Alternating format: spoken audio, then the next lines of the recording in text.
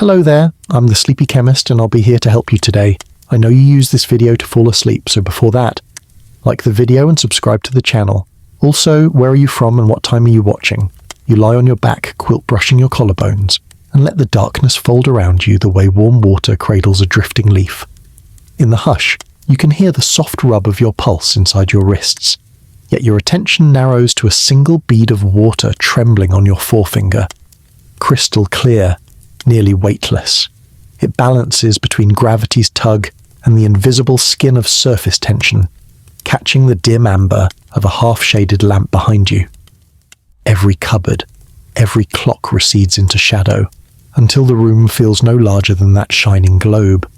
Tonight, it becomes the lens through which you will travel. Breathe in, unhurried. The air glides past your teeth, carrying lavender from washed sheets, a curl of night through the window, the faint metallic chill of distant rain hiding in gutter seams. Each molecule entering your lungs is a relic, vapor that once floated above glaciers, mist that crowned a whale's exhale, comet ice melted by sunrise beyond Mars. Hydrogen and oxygen are seasoned wanderers. They blend, part, and rejoin in endless disguises. The bead resting on your finger is their latest costume, a brief truce in a plot that began with the first sparks of creation and refuses to end. Listen closer. Beneath silence itself lies a restless hum, the flutter of bonds tying two nimble hydrogens to one generous oxygen. Those bonds are not rigid rods, but springy ribbons that quiver millions of times each heartbeat, trading slivers of energy with the dark around you. They stretch outward towards sibling droplets, weaving a gossamer net so supple that pond skaters tap dance upon it, yet strong enough to steady ocean waves against the moon. Physicists label this marvel surface tension. Poets might call it the skin of Earth's dreams. You simply breathe with it, ribs loosening like petals uncrumpling at dusk. Now close your eyes and picture the voyage that delivered this trio of atoms to your bedside. Before beds or windows existed, before Earth had cooled, a star blazed in a velvet void. In its furnace, hydrogen nuclei fused, forging oxygen in a white-hot ceremony where even light cried out. When the star died in a flowering supernova, those newborn oxygens were flung outward, drifting for eons through interstellar dark. Dust gathered, a fresh sun ignited, planets coalesced. In a young Earth storm, one orphan oxygen embraced two roaming hydrogens and fell as the planet's first rain. Nuclear fire, cosmic drift, planetary chaos. All of it sleeps now inside the trembling drop you cradle. Open your eyes halfway. The bead seems motionless, yet nothing within it rests. Molecules jostle like courteous dancers in a crowded ballroom, brushing sleeves in a Brownian reverie. Each collision is softer than a sigh, yet countless. Billions of taps each second deciding whether a molecule will linger or soar away as vapor. One, warmed by your skin, may slip free and rise into the night, beginning a chapter overhead. Others slide downward, pooling in your palm like a quivering miniature lake. In this turbulence there is pattern. Within apparent chaos, a quiet kind of order. Let thought follow that dance. Imagine the droplet's edge as a luminous threshold where outside air presses inward, while its own vapor pressure leans out. Gravity flattens, cohesion rounds. Forces tie themselves into balance so precise that the sphere bursts. You mirror that equipoise. Shoulders subsiding into the mattress, eyelids softening, daytime chatter dissolving into the hush behind your breath. The water's serenity becomes your own, and for an unmeasured instant you and the droplet share the very definition of peace. Turn inward. Beneath skin and bone runs a hidden delta of liquid paths. Blood, a crimson river mostly water, ferries nutrients like moonlit barges to the smallest villages of tissue. Cerebrospinal fluid rocks the brain in its pale cradle. Intracellular seas keep proteins folded like secret origami birds. The droplet on your finger knows these waterways. It is reunion, not introduction. 2/3 of you is water, which means you are, in great part, cooled starlight. Each sip you take recycles ancient clouds. Every tear returns seawater to the world. Realizing this, you feel perennial, like a shore waves never tire of visiting. Warmth seeps from finger to wrist. Temperature is merely the speed of unseen motion, and you can almost sense molecules quickening as room heat meanders into the bead. Somewhere within, one hydrogen loosens its embrace, drifts for a heartbeat, then finds new partners in the air above. You imagine riding that tiny escapee, gliding past the lamp toward the ceiling, tasting freedom dusted with motes of moonlight. Yet imagination settles, as most molecules settle, and balance resumes as softly as before. Water, you recall, is the quiet ash of combustion. Not long ago, hydrogen blazed with oxygen, heat fierce enough to loft rockets or toast palms beside a wilderness fire. That vapor cooled, condensed, and now sparkles calmly on your hand. Flame has turned lullaby, but feed energy back in, loosen bonds, and tranquility can flare once more.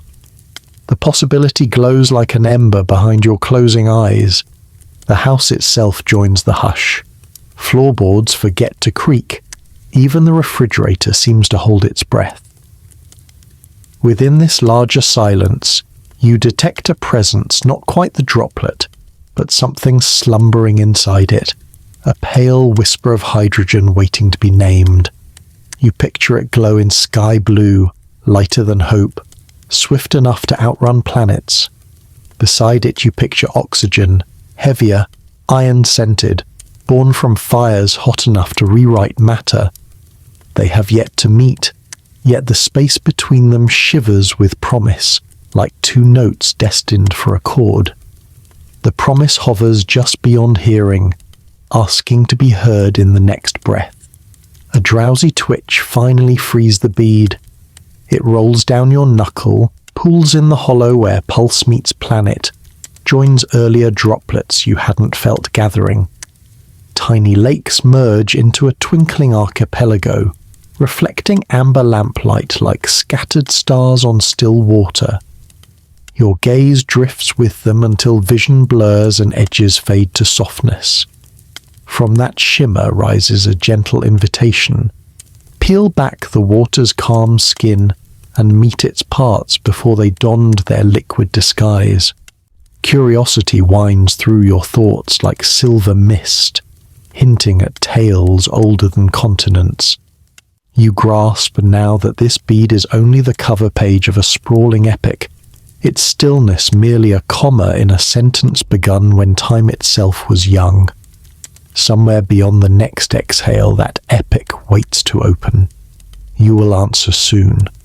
For now, you remain on the threshold of sleep and science, letting the droplets' hush rock you deeper. Beyond this pause waits the universe's first element, light, ancient, and the fierce companion born in stellar furnaces. Their destined meeting will kindle a hidden fire, a secret you're already quietly, gently drifting toward, beneath the soft drumbeat of your heart. Ask ChatGPT. You lie there, still warmed by the memory of the droplet, and you follow the gentle pull inward, to the very ingredients that make the droplet possible. The molecules have danced. Now it is time to meet the dancers. Your mind drifts beyond the curve of Earth, beyond the stratosphere, beyond even the quiet hum of orbiting satellites. You are weightless, floating in the velvet dark. Here, you are suspended among stars between galaxies, in a silence so deep it hushes even thought. You float not forward, not back, but simply within, and all around you the beginning waits. The first to speak is hydrogen, and he speaks in light. He is the smallest, the firstborn, and the most abundant.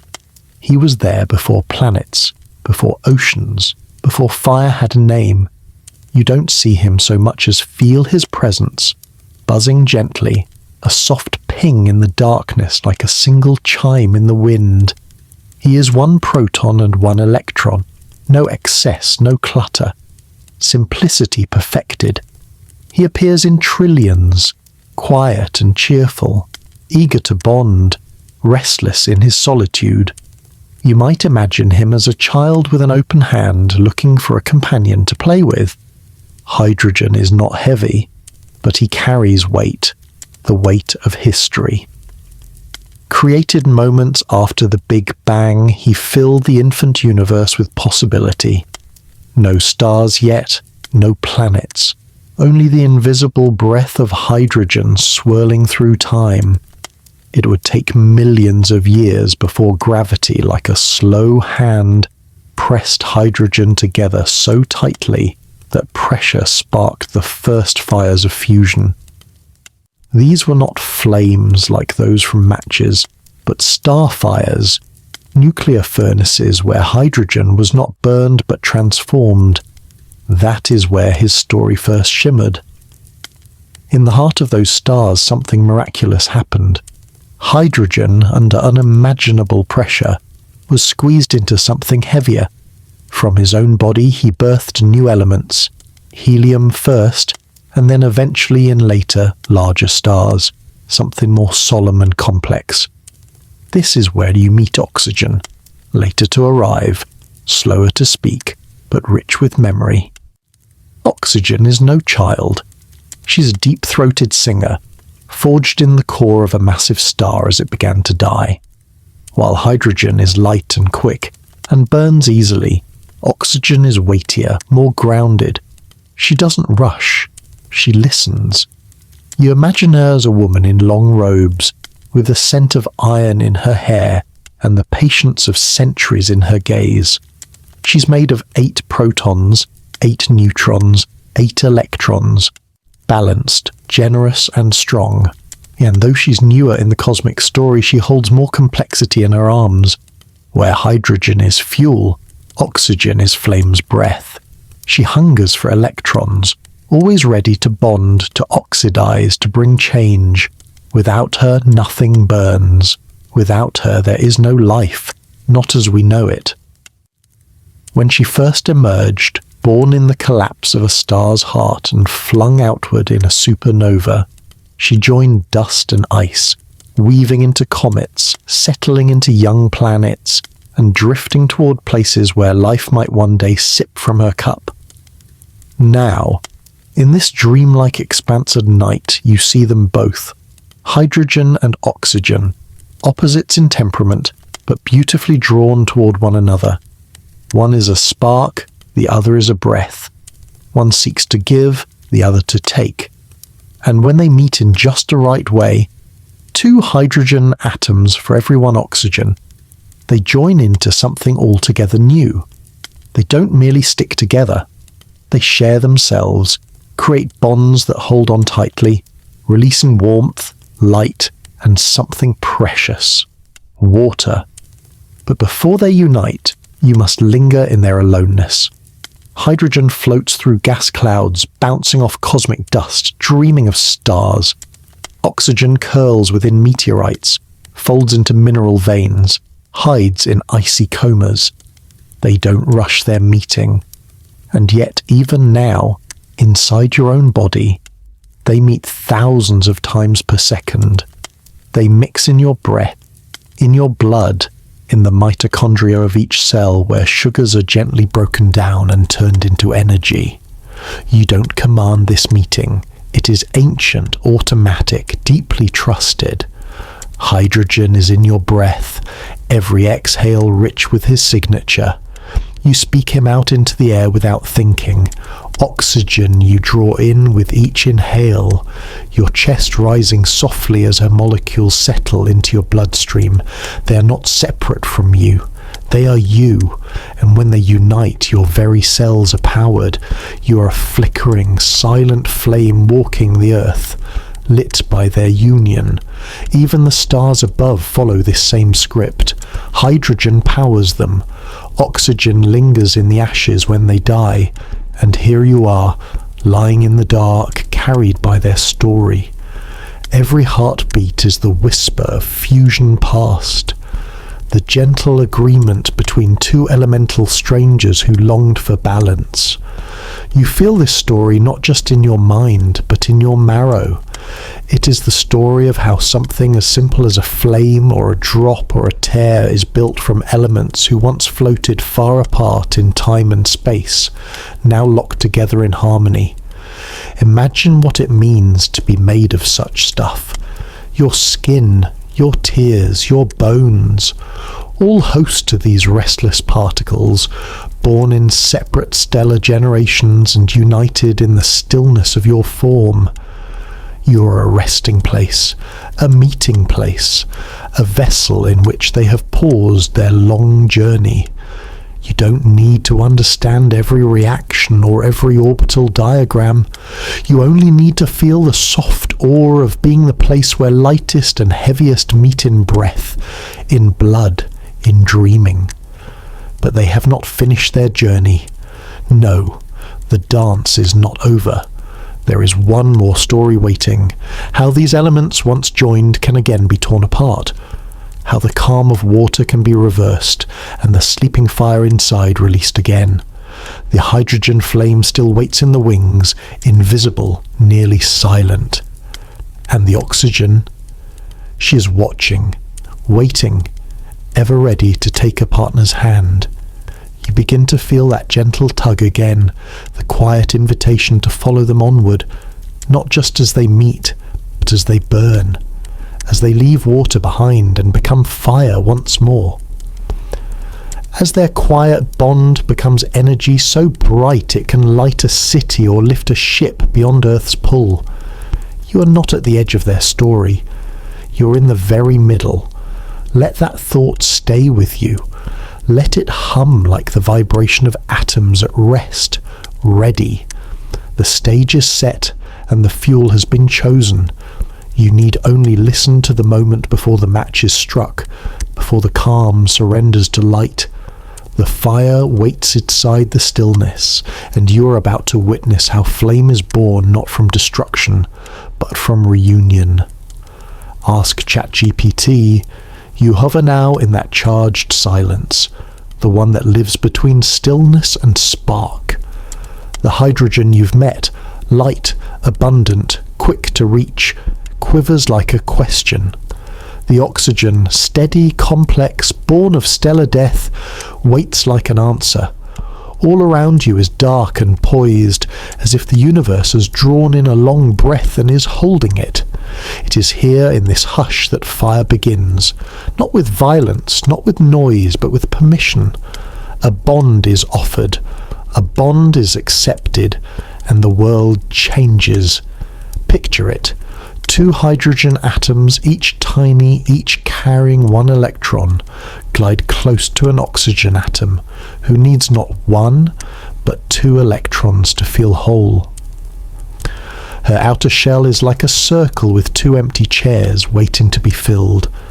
The hydrogens see these seats and feel drawn. They offer their electrons not to give them away, but to share. This is a covalent bond, though you don't need the name. You only need to imagine hands reaching toward each other and not letting go. In the sharing of electrons, something ancient awakens. It is not a bang, not a burst. It is a release, a letting go of stored tension, like a deep stretch after a long day.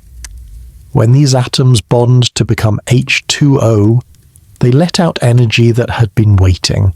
Energy packed inside the potential of their aloneness. The moment of union is warmth, and in the right setting it is light, a flame. This is what you call combustion. Not all combustion is smoke and char. Some is clean, almost invisible. In a laboratory or rocket engine, when hydrogen meets oxygen in the presence of a small spark, just enough to start the dance, they combine and release their held-in energy all at once. The result is water and heat. That's it. No ash, no soot. Just vapor that curls upward like a soft ghost, and warmth that spreads through metal, through air, through the very bones of what moves. You might think of fire as a destroyer, but here it is the maker of water. In the purest of hydrogen flames, water is the product, not the fuel. That small blue flicker, so calm it can barely be seen in daylight, is a signature of creation, not ruin. The fire doesn't come from burning water, it comes from making water. Hydrogen and oxygen do not perish in this moment. They become something new, and in doing so, the energy they once held tight in their solitary shells is released as warmth. You see, atoms do not scream when they bond, they sing, and their song is light. Every fire you've ever seen, whether a candle's whisper or a rocket's roar, is a kind of music made by electrons shifting, settling, rearranging. And in the case of hydrogen and oxygen, this melody ends with a soft exhale of vapor. Water droplets too small to see drift away into the air. They may find your skin, they may become clouds, or they may cool and fall as rain, repeating the cycle that never grows old. Imagine you're standing in a dark field with nothing but a match and a tiny fuel cell filled with hydrogen and oxygen. You strike the match, and the reaction begins. You see no smoke, no bright orange blaze, only a flicker of blue, barely more than a breath. Yet that small flame carries power. It is the flame that fuels engines, launches satellites, and powers silent cars. The fire between hydrogen and oxygen is not dramatic. It is steady, trustworthy, the fire of partnership. And now, bring that thought inward. Deep inside your own body, a quiet combustion is always happening. Not of hydrogen gas, but of food molecules meeting oxygen. In your cells, tiny organelles called mitochondria take in oxygen from your breath and sugars from your food. They orchestrate a slow, controlled reaction, oxidation, that releases energy in the form of ATP, the molecule that powers your muscles, your brain, your heartbeat. It is a softer cousin of the same combustion that lights fires. In both cases, the core is the same. Oxygen draws electrons, energy is released, and something new is formed. You are a being of slow flame, burning not brightly but steadily. Your warmth is evidence. Your breath carries the story. Each inhale brings in oxygen. Each exhale releases the whispers of combustion. Carbon dioxide and water, the byproducts of cellular work. You're not watching this story from outside. You're inside it, made of it. And yet the romance of fire and breath does not end in the body. It lives in trees that take in carbon and exhale oxygen. It lives in the stars that still burn hydrogen in their cores. It lives in the ocean floor, where bacteria combust minerals without light. It lives in the sky each time lightning rips atoms apart and fuses them in the aftermath.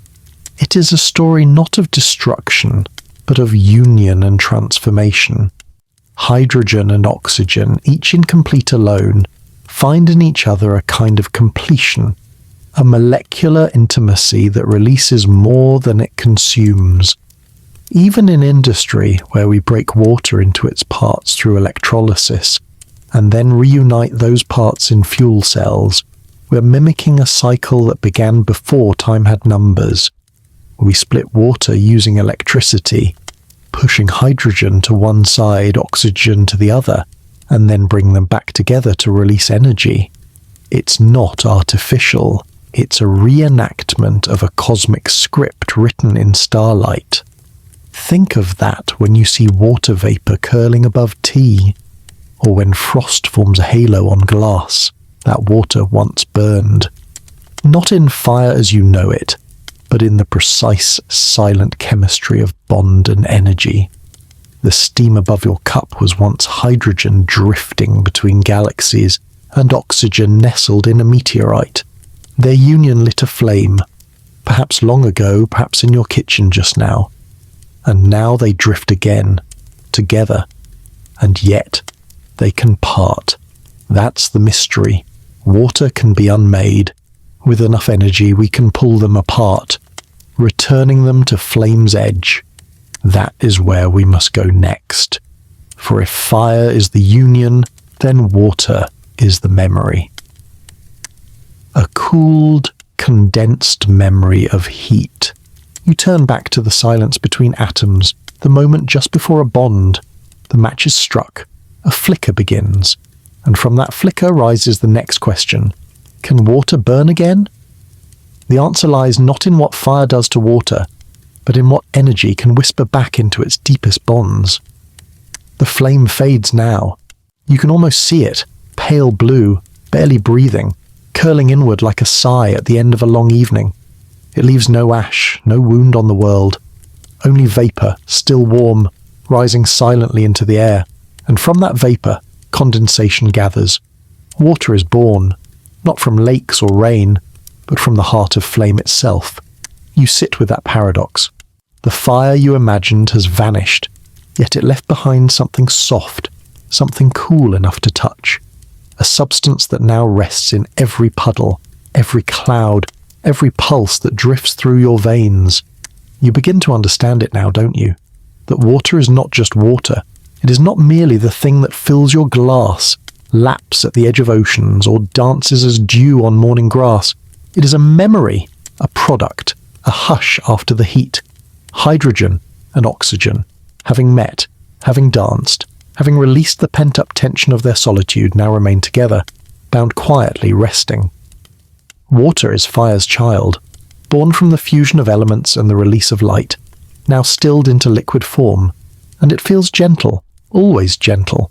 You place your hand under a stream from the tap and it never reminds you of flame.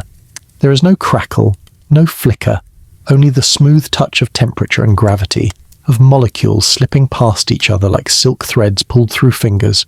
But every droplet carries a hidden past, energy once unleashed, now stored in bonds tight as clasped hands. The heat is gone, yes, but the structure remains, and that structure speaks of a combustion that has long since cooled. This is the secret of water. It is what remains after. It is the exhale, the result, the end of a transformation that once pulsed with light and sound and expansion. And yet, even in its stillness, it holds possibility. Each water molecule is like a folded note, passed between atoms whispering, "We met, we became one, and we gave something away." Pause here. Let that idea ripple through you. The molecules in your drinking glass were forged from the same moment of reaction, hydrogen merging with oxygen that launched rockets.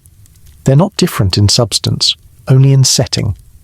In a rocket's combustion chamber, the reaction is rapid, fierce, contained. In the softness of mist or the cool weight of ice, the reaction has long since passed, its heat spent, its atoms now resting in quiet union. That's what you're holding when you cup water in your palms. Atoms that once raced toward one another with wild intention, collided, embraced, and transformed. Now they drift slowly, no longer burning but bound. It's hard to imagine that something so calm, so necessary, so ordinary was once born of flame. But science has always been a keeper of such stories, where things that seem opposite are really echoes of each other. Fire gives rise to water. Motion creates stillness. Heat leaves behind cool. And within that stillness lies strength. Water holds itself together with bonds more determined than we often realize. 2 hydrogen atoms and 1 oxygen, arranged not in a straight line but in an angled embrace. This bend gives water its strangeness. It gives it surface tension, the ability to bead and stretch. It gives it a high boiling point, a wide range in which it remains liquid. It gives it the ability to dissolve more substances than almost anything else on Earth. It clings to itself, it clings to you, and it carries, always, the fingerprint of the fire that made it. It's no wonder, then, that water shows up wherever life does, on Earth, in the shadows of Mars, in the under-ice oceans of distant moons. Because where hydrogen and oxygen exist, and where they meet under the right conditions, fire becomes water, and water becomes a quiet engine for everything that follows. It hydrates, transports, cools, cushions, nourishes. It gives the world softness and form. It lets you cry, sweat, float, breathe. It pours from storm clouds and eyes alike, and in doing so, it carries the very chemical poetry of creation. But fire is not gone, not truly. It slumbers in the bonds. The energy released during the formation of water is not forgotten. It is remembered in reverse. If you add energy to water in a very specific way, you can urge those atoms to part again. Not easily, not with a simple flame, but if you speak the right electric language, if you thread water with current and coax the molecules apart, you can undo the calm, peel apart the bond, and find the fire again. That moment, that reversal, waits like a story in the next chapter. For now, you linger in the middle. The reaction has happened. The flame has spent itself, and what is left is peace. Water in a glass, steam on skin, clouds drifting across a silver moon. The result of transformation, the body of calm and still. Beneath all that quiet, something stirs. Because hydrogen and oxygen, though bound, are not lifeless. Their energy is not destroyed, it is only resting, waiting, like breath held, like the pause before a whisper, like the flutter of warmth that comes not from fire, but from the memory of what fire gave. You sit with the weight of that knowledge, not heavy, but grounding. You begin to notice water differently, not just as a thing, but as a history, a result, a song, muted now, but traceable if you listen. That cup on your bedside table, it once burned. That puddle outside your window, once it roared. That tear that slipped down your cheek in some long-past night. It too was flame, long ago, transformed. And so, the question begins to bloom in you, gently, like steam lifting from a surface warming in the morning sun. If water is the result of fire, and if that fire can be remembered, can we return to it? Can water somehow burn again? The droplet rests, the air stills, and the fire waits. The memory of heat curls around you, unseen. In the next breath, you may find the spark. Ask ChatGPT. The question rises now like mist over a quiet lake. Can water burn? You hear it not as a sharp inquiry, but as a soft riddle, an ancient whisper threading through the breath of science and myth alike. You are not meant to answer it quickly. You are meant to sit with it, to let it unfold inside your thoughts like a slow flame licking through damp wood. The idea glows in the dark, not with certainty, but with invitation. Can something born of fire ignite again? Can the result become the reaction once more? You think of the water resting on your nightstand, cool and unassuming. You picture the droplet you followed from the flame into stillness. It seems impossible, doesn't it? To imagine that this calm, liquid form could ever be coaxed into combustion. Water is what we pour over flames. It's what dampens sparks, smothers heat, ends the wild dance of burning. How, then, could it possibly return to the fire? But look again. Water is not the enemy of fire. It is its child, its memory, its conclusion. And just as memories can be stirred, just as dreams can be revisited, so too can the bonds within water be tested. The secret lies not in the droplet itself, but in what holds it together, and in what might be strong enough to pull it apart. To ask if water can burn is to ask if hydrogen and oxygen can be reunited not in calm, but in separation. You are not seeking combustion within the water molecule. You are seeking the conditions under which that molecule might release its parts again. You must reverse what once occurred naturally, gently, invisibly. You must provide enough energy to undo what flame once did with a whisper. Here is where the laws of chemistry whisper back, in tones too soft for textbooks. Water, as you now understand, is stable, but not invincible. Its bonds, while tight, are not eternal. If you feed the right kind of energy into it, not fire, but electricity, you can unfasten the clasp, unbraid the dance. You can split water into hydrogen and oxygen, and in doing so you restore the potential for fire. This process has a name, electrolysis. Not a word to fear. It simply means you are using electricity to break apart molecules. You place electrodes into water, apply a voltage, and wait. Tiny bubbles rise. Hydrogen gathers at one side, oxygen at the other. They are now apart once more. separate, light, restless.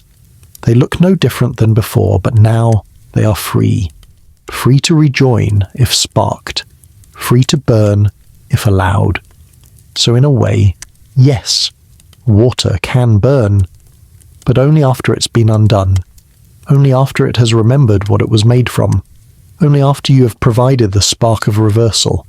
What burns is not the water itself, but the story inside it. The characters once fused, now parted, now ready again to leap into reunion. And when they do, that union releases heat, light, steam. You are not witnessing destruction. You are witnessing return. This is what you saw before. Hydrogen and oxygen meeting in flame to form water. You are simply watching the story in reverse, then forward again, like a breath drawn and exhaled. First split, then joined. First silence, then song. Now think of this dance in everyday things. The fuel cells that drive quiet cars. They split and recombine these elements with grace. Rockets that scream into the sky. They burn hydrogen and oxygen in carefully measured streams, unleashing thunder from two of the lightest gases known to us. And inside your very cells, a similar tale unfolds. Oxygen enters through your lungs. Hydrogen-bearing molecules swirl in your blood, and together they merge, not explosively, but in gentle oxidation that fuels life itself. The fire within you is not visible, but it burns all the same, slowly, silently. Each heartbeat is a match struck in the dark of your chest, a continuation of the chemistry begun in stars and echoed in droplets.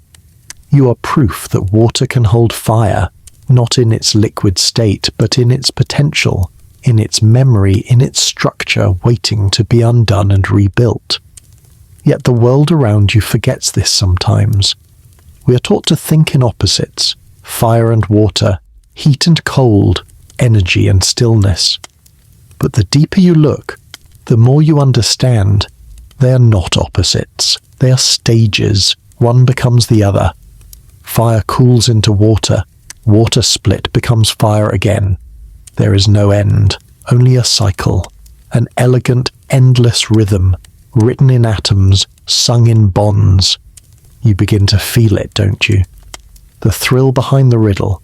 Not the question itself, but the layers it holds. Water is calm, but inside it is tension. Fire is wild, but it begins with precision. Hydrogen is weightless, nearly invisible. Oxygen is heavier, decisive.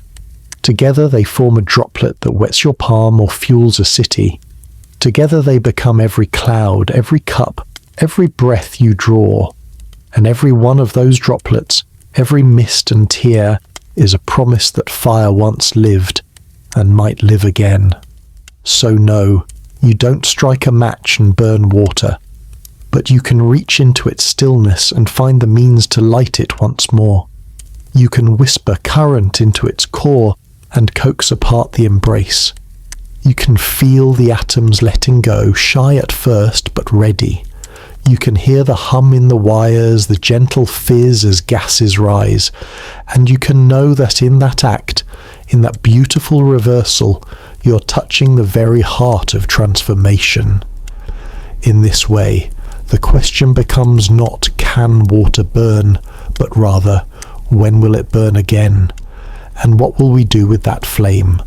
Will we light lanterns or engines? Will we power silence or speed?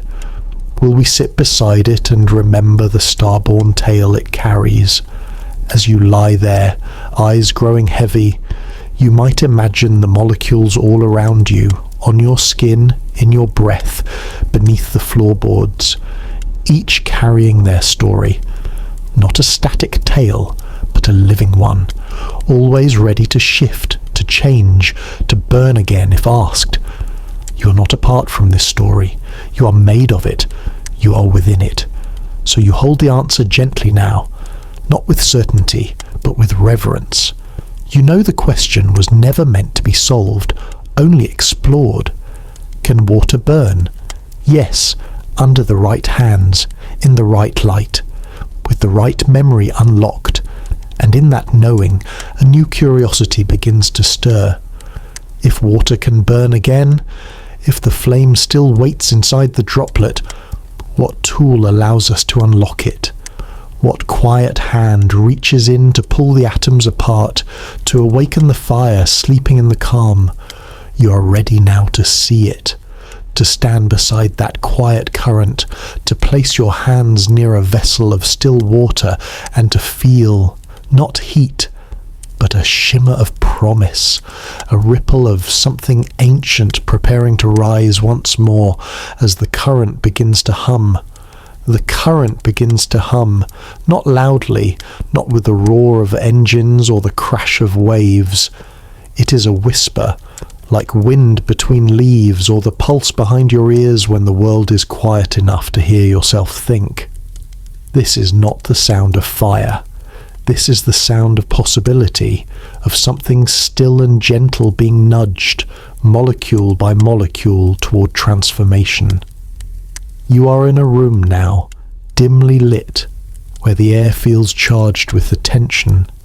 Before you rests a vessel of ordinary water and two silent probes dipping into it, electrodes, waiting like silver reeds. This is where electrolysis begins. It is not violent. No sparks fly, no flames leap up. Instead, you witness a moment of permission. Electricity, steady and pure, is allowed to flow through the water, not to burn it, not to boil it, but to speak to it.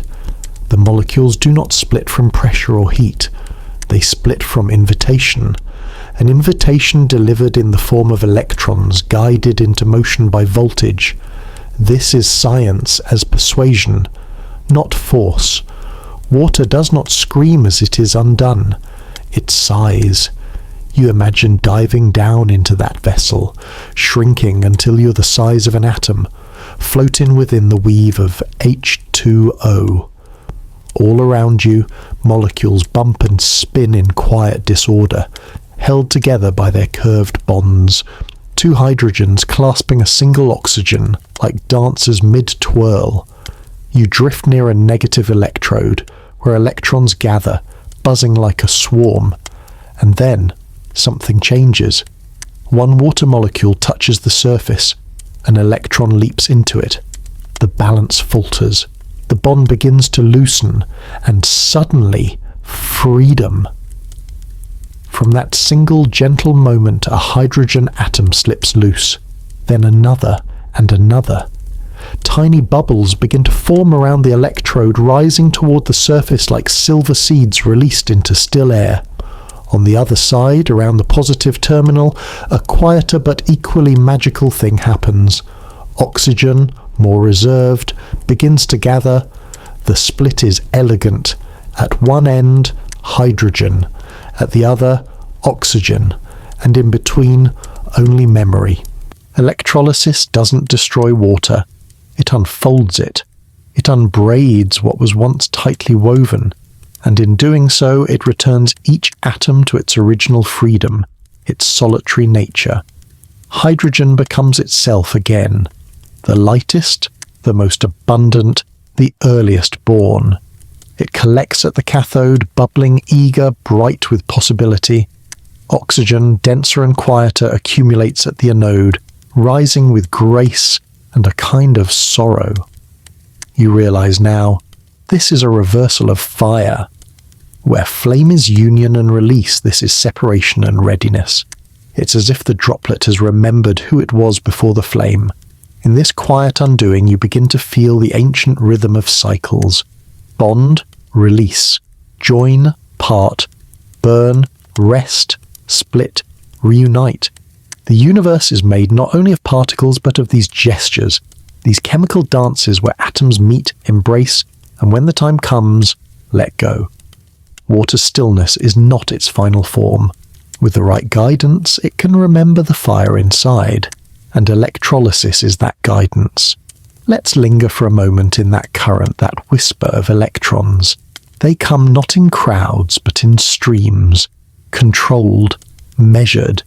Each electron knows where to go, knows what it is for. It doesn't crash into the molecule.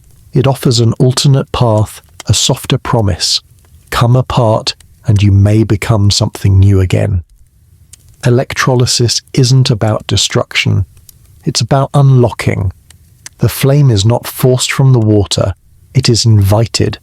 You see the bubbles rise now, clear, countless. They escape from the water's body, shimmer at the surface, and burst into the open air. It's beautiful, isn't it? This quiet escape. No roar, no light, just motion. The separation of elements that were once lovers in the flame. Each bubble is a fragment of potential. Hydrogen and oxygen, parted like the pages of a book reopened. All it took was a current. You wonder how such a simple process can be the key to clean energy, to silent vehicles, to engines that breathe water and exhale only steam. But it makes sense now. Hydrogen produced by electrolysis can be stored, moved, pressed into tanks. When reunited with oxygen, it doesn't release soot or carbon, only heat and a vapor trail. Water becomes hydrogen and oxygen. Hydrogen and oxygen become water again. A closed loop. A perfect breath in and out. There's a reverence in it.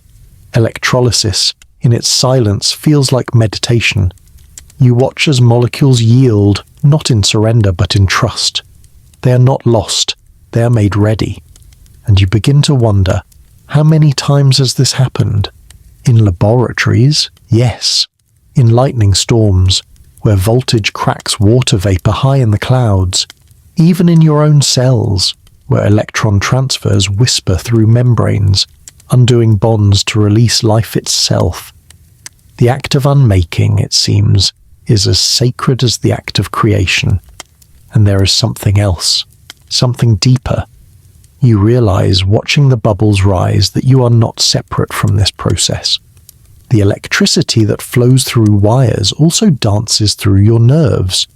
Your heartbeat pulses by way of ion exchange, tiny charges moving in waves. You are not an observer of electrolysis. You are a living echo of it. A being powered by bonds formed and undone, a creature of cycles and current. You contain water. You contain fire. You contain the potential to burn and to cool and to burn again. Outside the vessel, the room is still. The night has thickened. Time stretches softly. But inside the water, the reaction continues. Hydrogen and oxygen drift free, waiting to meet again. You could trap them, store them, light them later.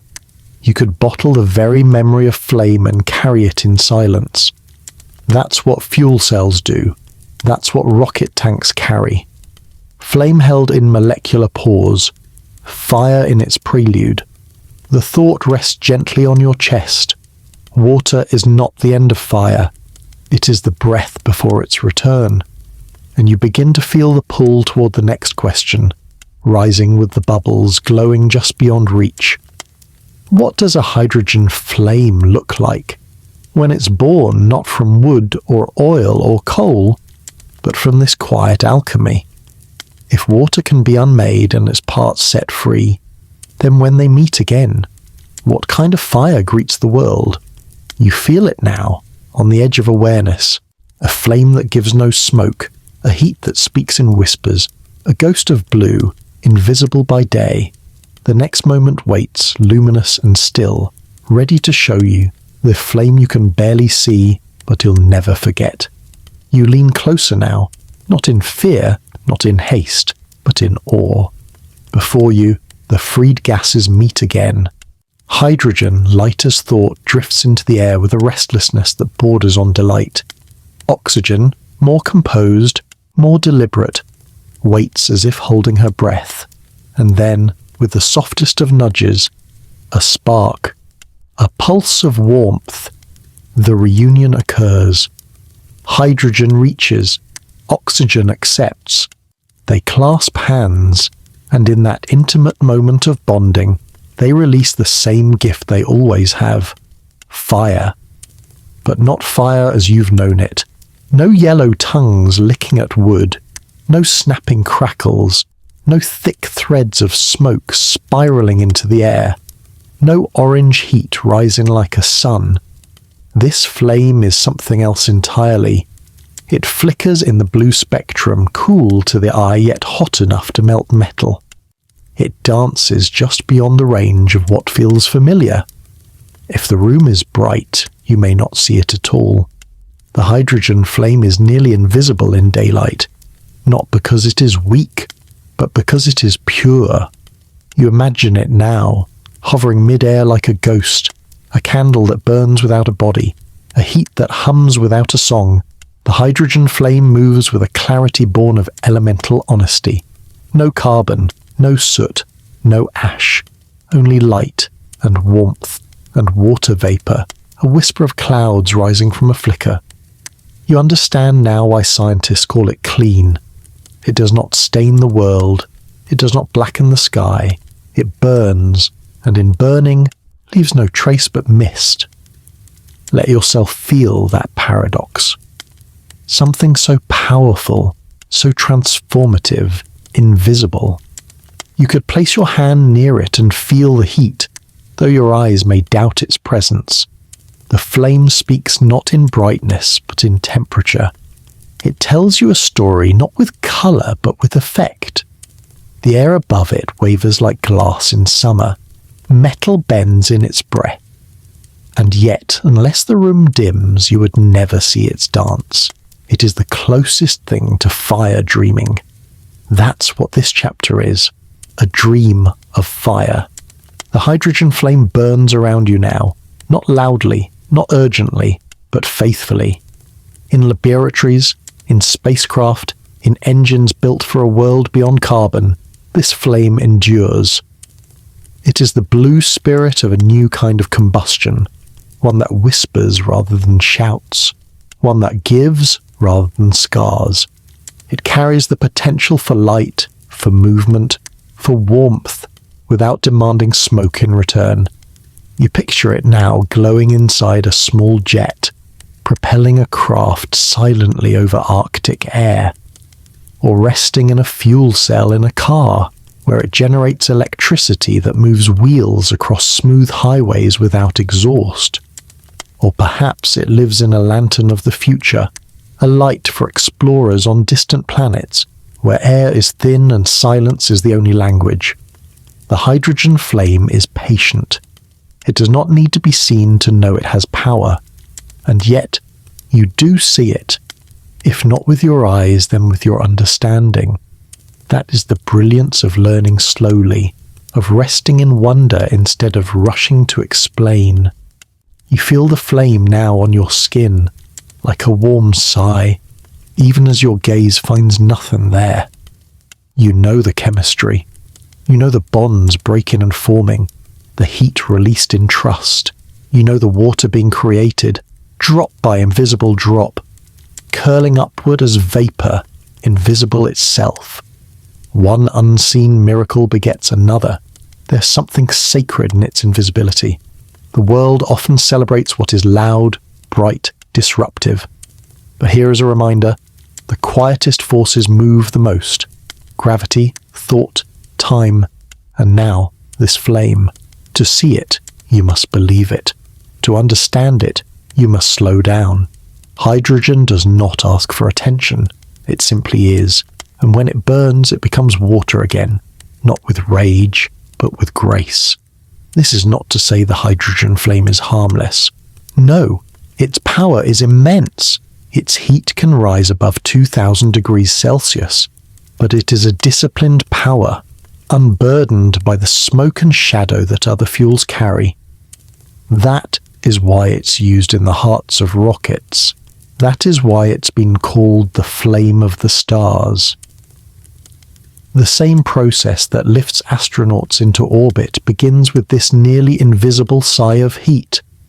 And when you think of it like that, you realize this flame does not only belong in science labs, it belongs in poetry too. You are no longer just observing, You're imagining. You see the flame as a ribbon, a ripple in the air. You see it pressed against copper plates in a torch, heating glass until it folds like softened wax. You see it licking across solar mirrors in space, where solar energy splits water and the flame returns the favor, rejoining the atoms and powering light. You feel its rhythm, you feel its purpose, and in some secret way, you feel its peace.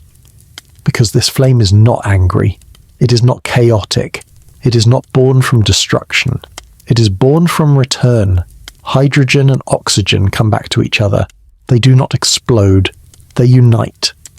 The fire is their reunion, their exhale, their embrace.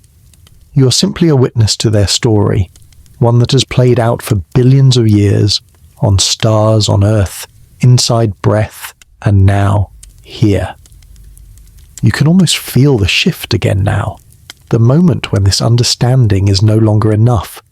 You've seen the invisible flame, you've listened to its silence, but something in you stirs gently, insistently.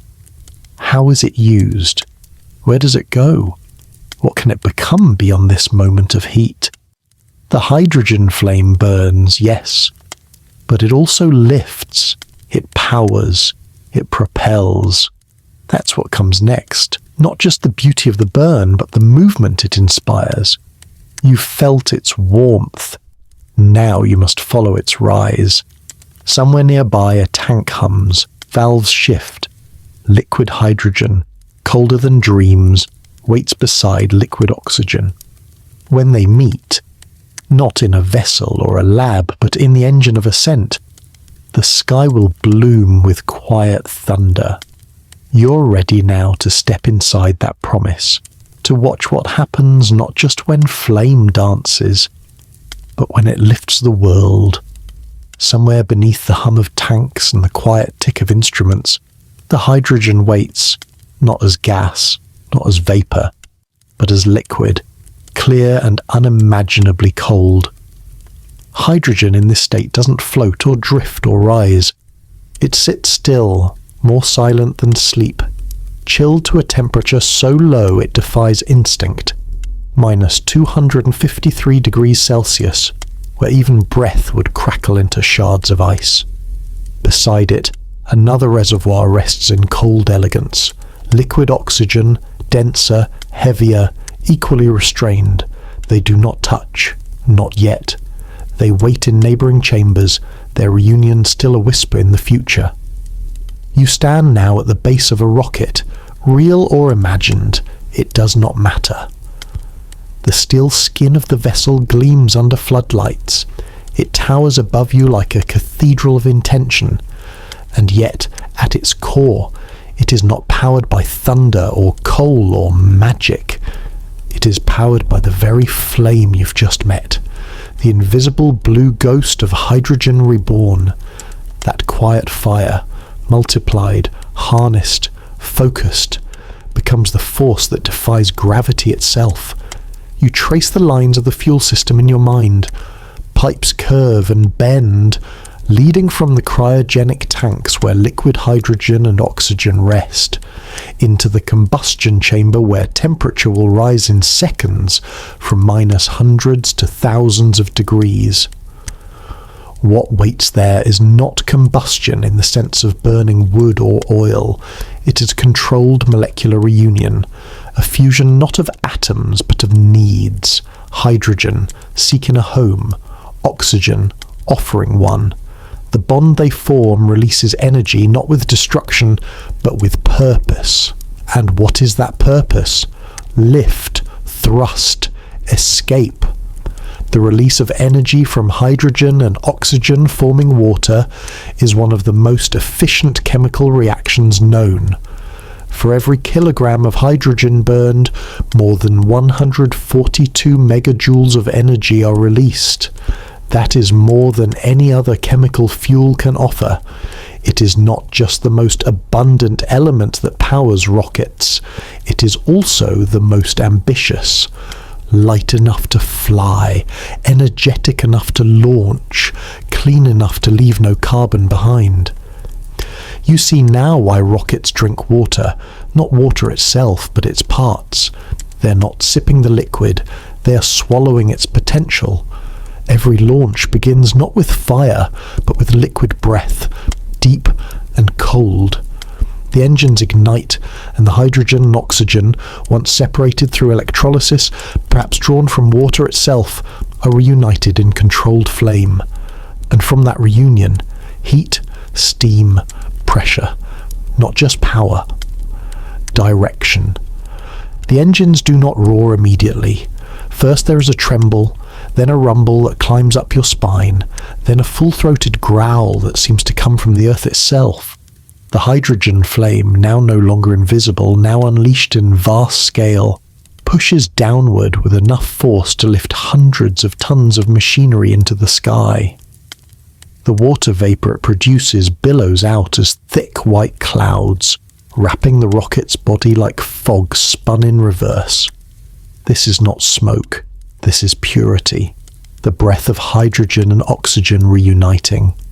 You can feel the physics behind the poetry, Newton's laws wrapped in vapor. Every action has its equal and opposite reaction. The flame pushes downward and the rocket rises. But you're also aware of the chemistry behind the climb, each molecule reacting, each bond releasing, each drop of new water born mid-flight. A rocket is not just a machine of metal and rivets, it is a temple of transformation, where water is remembered and unmade, and flame becomes motion. And then you zoom out. You see the broader picture. You see how water, in its simple domestic stillness, becomes the backbone of the most complex journey imaginable, escape from Earth's gravity. That same substance you pour into your teacup, once split and reborn, can launch telescopes, satellites, explorers. Hydrogen and oxygen, handled carefully, become flame. Flame becomes trust. Trust becomes flight. There is a stillness before liftoff, a pause so long it seems to stretch time.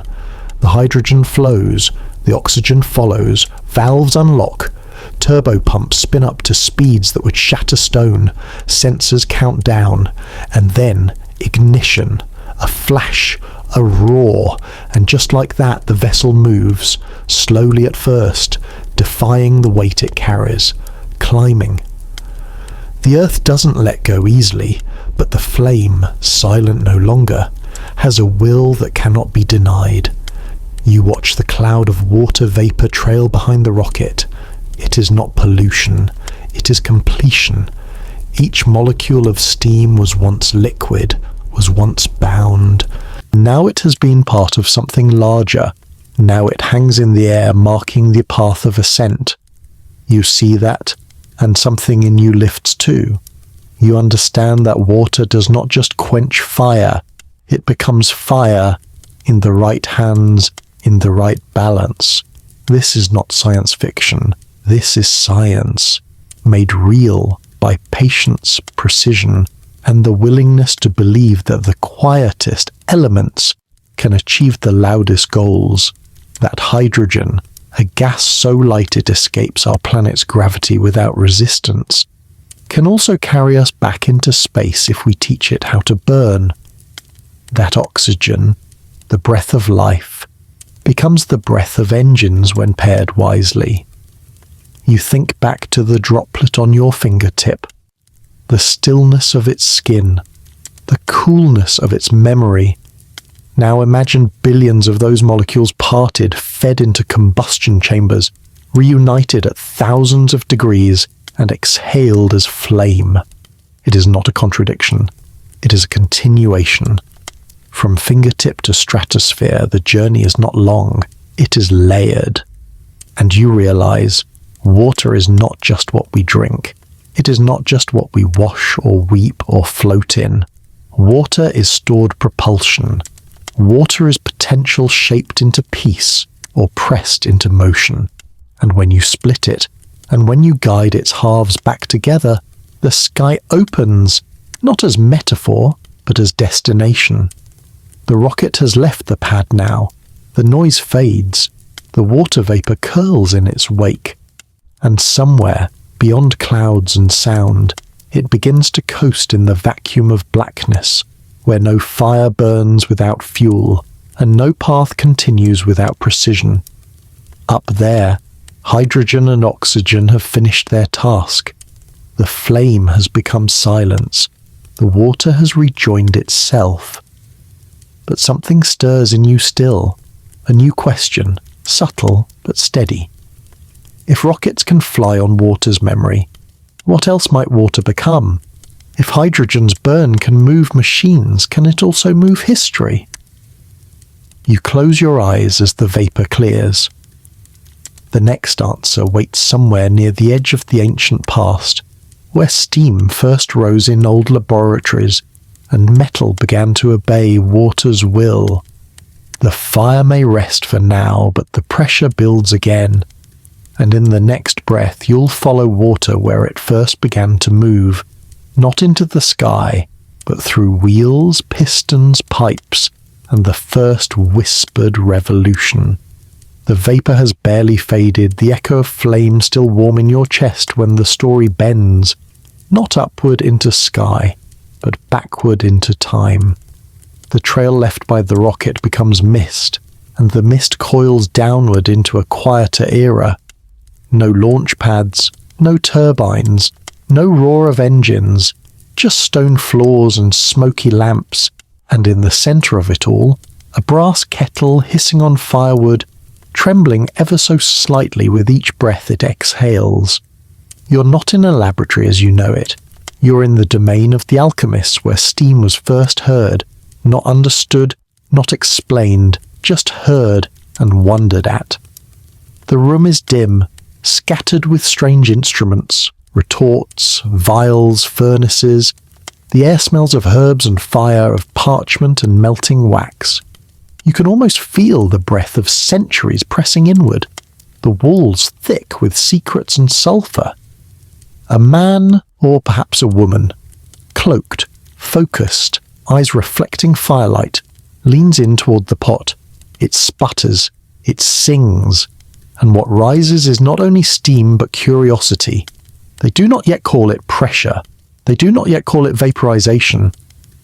But they know something is happening. They feel it in their bones.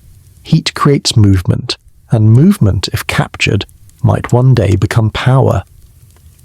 You watch their hands sketch circles on parchment, early notions of gears, pistons, chambers. What they lack in mathematical rigour, they replace with instinct and wonder. They do not yet seek to conquer nature, only to mimic it. Water boils. The lid of a pot jumps. Somewhere in that moment the seed of the future is planted. If steam can lift a lid, can it not also lift more? This is where science stirs within story. Before equations, before chemistry, before mechanics had names, there was alchemy, the patient art of asking impossible questions in search of beauty, transformation, gold. The alchemists did not yet know that hydrogen and oxygen were dancing partners, but they felt the life inside matter. They saw metal change colour under flame. They saw water turn to air and back again. They gave names to the mysteries, not to solve them, but to remember them. And at the heart of it all was steam, this shapeless ghost that rose from water and vanished into breath. It fogged glass. It blurred mirrors. It slipped past fingers, but moved iron if gathered in enough volume. Some called it a spirit.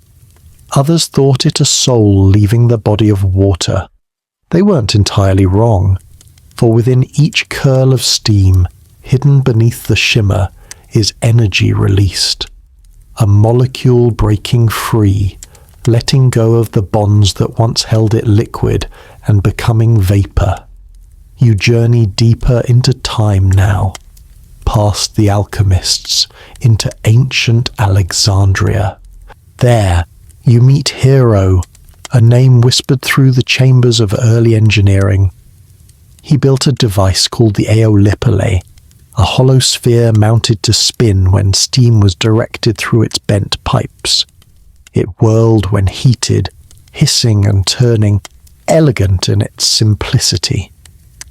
It was not used to power factories or ships. It was more a marvel, a toy perhaps, an oracle's trick.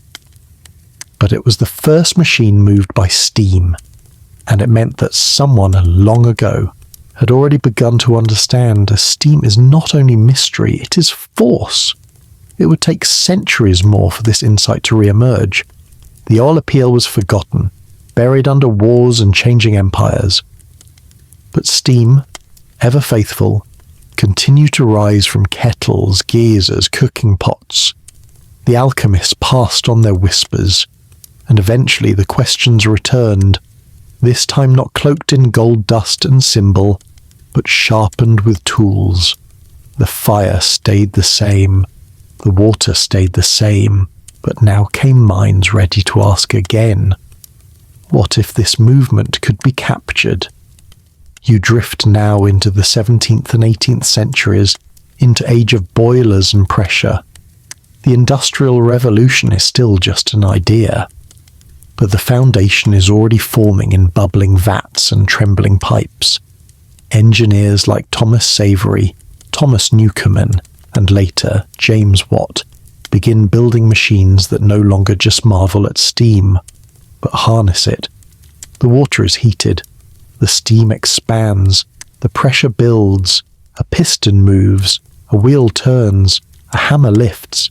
The age of steam power begins, not in the thunder of rockets, but in the hiss of water reclaiming its far-born strength.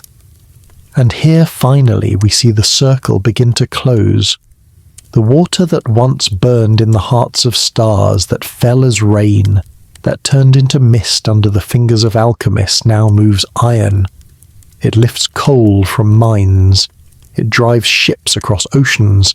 It powers looms that change the fabric of civilization. And all of it, from water turned into steam. The child of combustion, reborn as a tool for change. Think of it. You live in a world still shaped by that invisible force.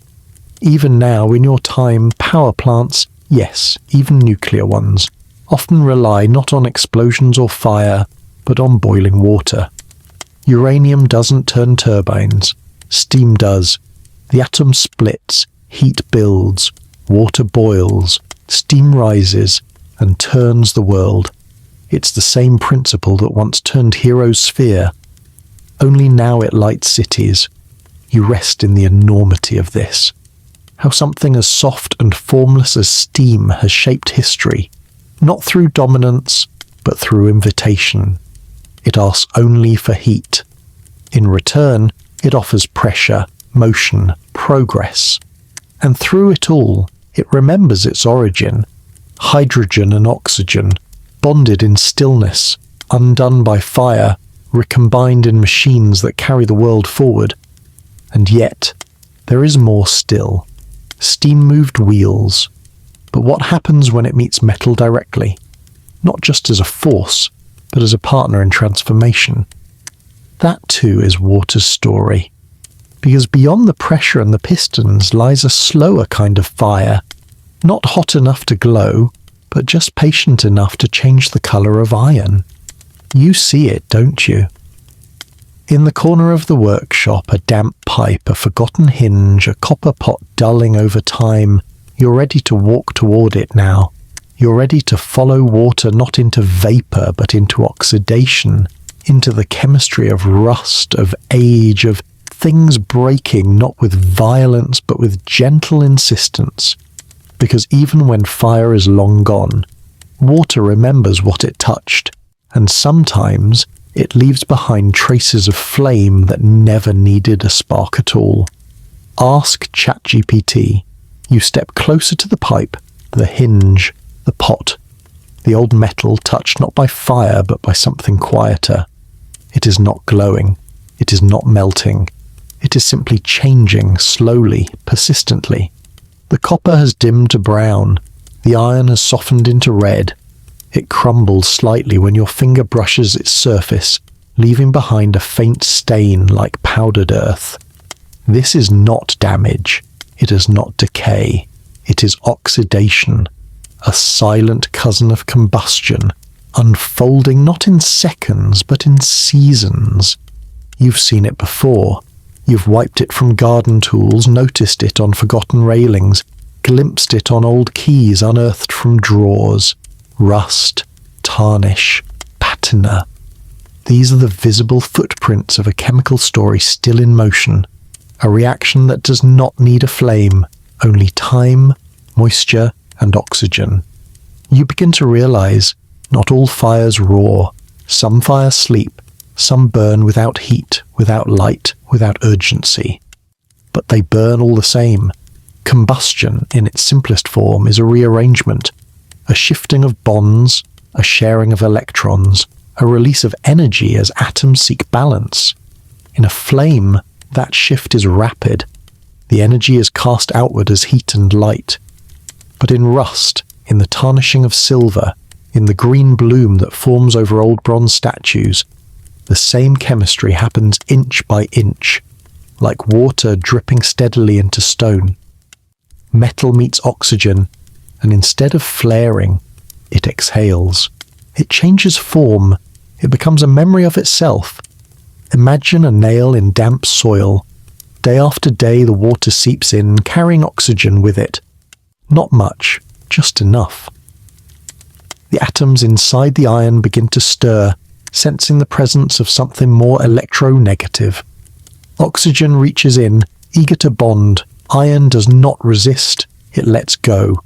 It offers electrons like a slow gift, and in this offering iron transforms, not into ash, but into something softer, something brittle, something red.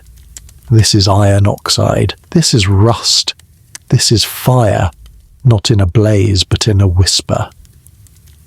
You begin to see the world through this lens. A bicycle frame left in the rain. The edges of a ship's hull wearing orange at the seams. The abandoned railway, its tracks kissed by dew, slowly reddening into history. These are not broken things. They are combusted things, cooled into slow surrender. The oxygen doesn't care how quickly it takes electrons, it only cares that it does. Time to oxygen is flexible, and it isn't just iron. Copper too reacts in this slow-motion dance. Exposed to air, especially air heavy with moisture or salt, it grows a cloak of green, verdigris. The Statue of Liberty was once a bright, warm bronze. Now it stands shrouded in that soft seafoam skin, a visible testament to centuries of oxidation. The statue isn't failing, it's settling into chemical equilibrium. It is reacting softly with the world. This kind of combustion asks you to think differently about fire. It's not just something that crackled in fireplaces or rushes through forest underbrush. Fire, at its root, is transformation. It is a change in energy. It is atoms letting go of one arrangement and settling into another. Sometimes it happens in a flash, sometimes in a hush. But always, always, it moves. In your own body too there is sleepy combustion. Not rust, but cellular respiration. Oxygen enters your lungs, flows into your blood, and travels to your cells, where it is welcomed into mitochondria, tiny furnaces within you. There, it helps break down molecules of glucose, one small step at a time. No flames here, no smoke, but electrons are passed, bonds are broken, energy is released, heat flows. You are powered by a kind of internal fire that never scorches, never blackens, but sustains you all the same. It is the same story whispered in different tempos. The fast fire and the slow fire, the candle and the rust, the rocket and the breath. All are just chapters in the book of oxygen's longing. Because oxygen always wants to bind, it is drawn to electrons like a tide to the moon, and in binding it reshapes the world, molecule by molecule. Now you return your gaze to the old pipe again, the flaking iron. the dull gleam of age. You no longer see neglect. You see chemistry in progress. You see a metal giving in to the gentle insistence of oxygen's embrace. No combustion engine roars here. No burner heats the air, but the reaction is real. And, like all combustion, it changes both participants. The metal becomes oxide. The oxygen becomes part of something new. You touch the rust lightly. It stains your fingertip with its reddish hue, like clay or dried blood. It's brittle. It flakes. It lacks the strength of the iron it once was. But in its place, a story is being told.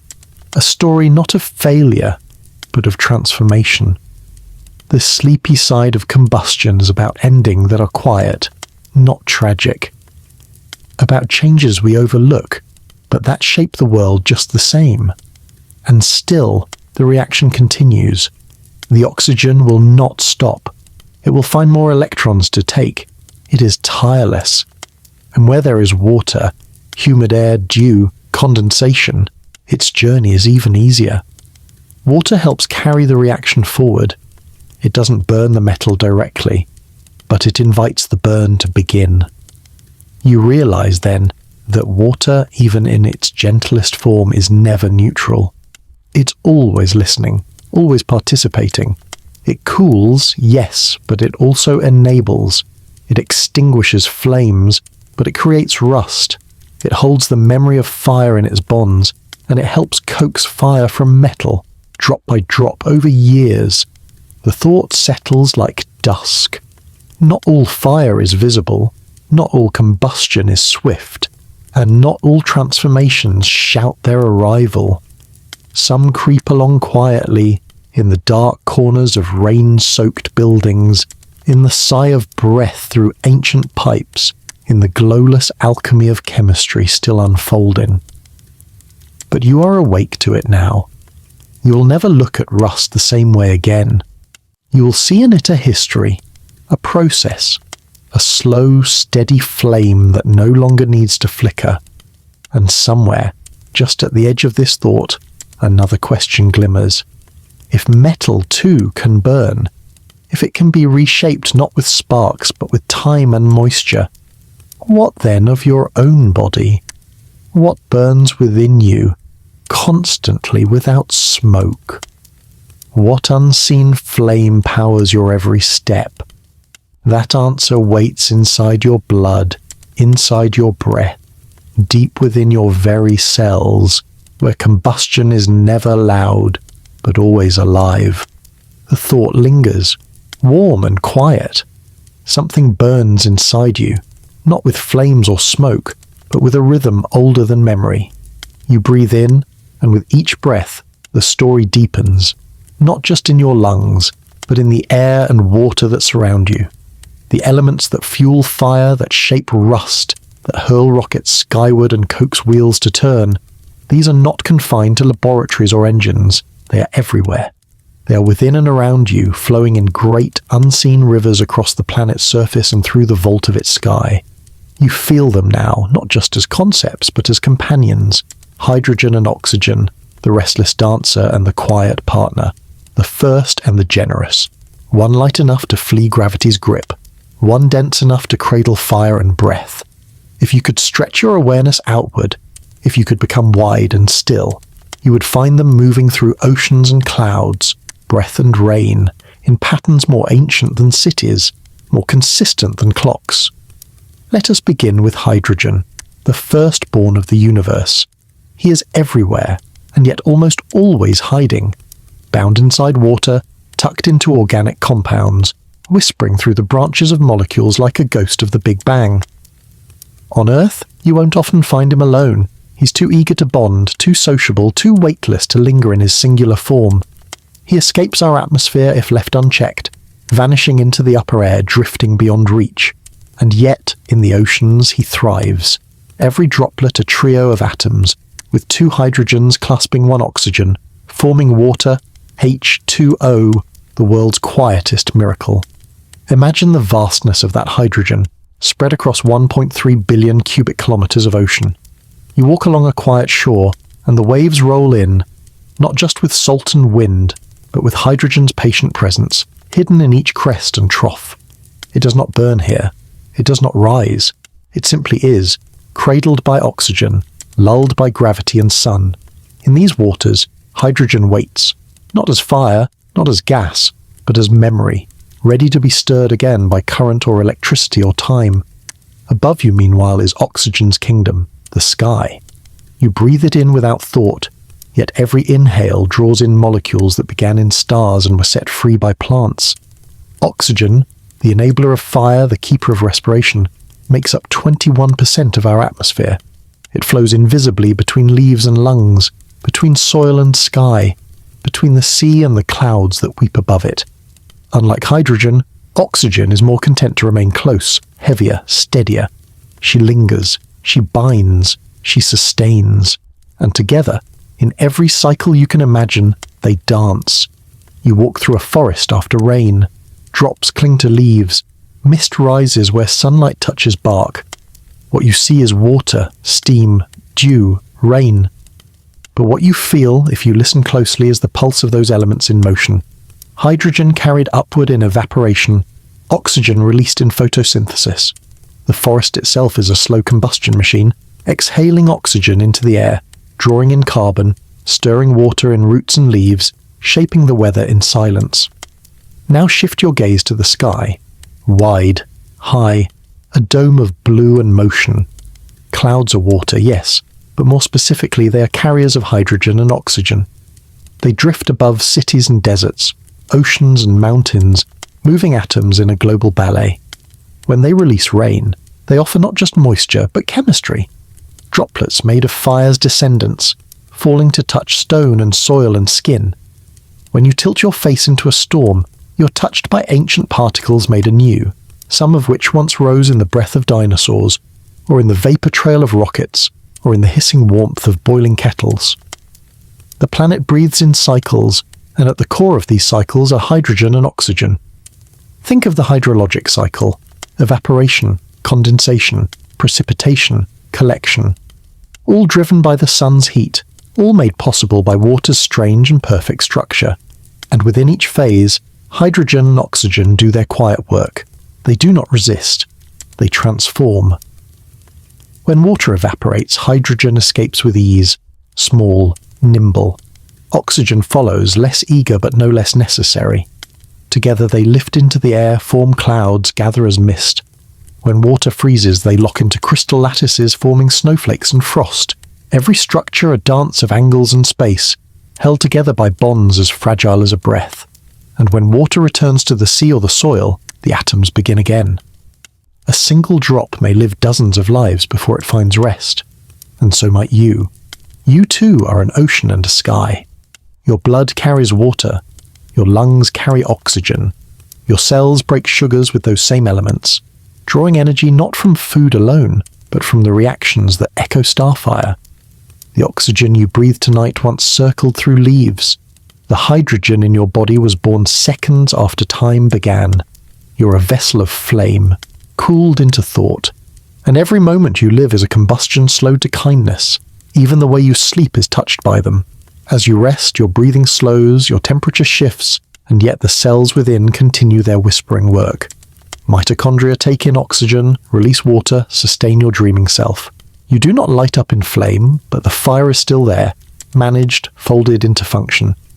You are a gentle burn beneath blankets, a forest of slow chemistry keeping rhythm in the dark.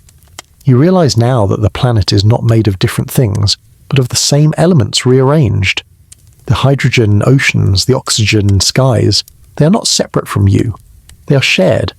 The earth does not hoard its elements, it passes them from tree to river, from cloud to lung, from snowflake to tear. You are not a bystander to this circulation. You are a participant, woven from the same atoms that once soared as steam, that once ignited in a rocket's core, that once danced in the laboured breath of ancient beasts. And still, the journey is not over. Hydrogen and oxygen may be peaceful in your blood, but bring them into new configurations. Force them through metal, combine them with heat, and they change again. They speak in flame, or in frost, or in rust. They never rest for long. Even in water they wait. Wait to part, to burn again, to power a cell, or an engine, or a storm. So you breathe again, slowly, with awareness. The ocean rolls inside you. The sky flows through your lungs. Hydrogen hums in your fingertips. Oxygen lingers in your sigh. And somewhere in this living symmetry, a deeper question begins to stir. Not about water as you know it, but about what happens when these elements meet not in your body or in the sky, but in the slow breakdown of metal itself, a transformation with no flame, but a power all its own. Somewhere just past the gentle breath of oceans and the vast hush of sky, the story turns inward again, to the place where water doesn't drift or fall, but settles, into crevices, into hinges, along railings and rooftops. The wind carries mist. The mist clings to metal. And so begins one of the quietest, slowest, and most patient chemical transformations you will ever know. It is not loud. It does not shine. It spreads in silence, in sleep, in shadow. It is rust, the soft reddish sigh of metal meeting water, then surrendering to time. And though you've seen it before, on gates, on shovels, on ships, you've never seen it like this. As the echo of fire without flame, as combustion without heat, as transformation measured in seasons rather than sparks. Tonight, you will walk into the subtle miracle of corrosion and learn how water does not only extinguish fire, it can also become it, given enough stillness and patience. It begins with iron, the backbone of human construction. Iron, strong and dependable, forged in the hearts of dying stars, cooled into stone, drawn from the earth with great labour, shaped into beams, tools, bridges. Pure iron is relatively stable, but in the real world iron rarely stands alone. It is exposed, it is touched.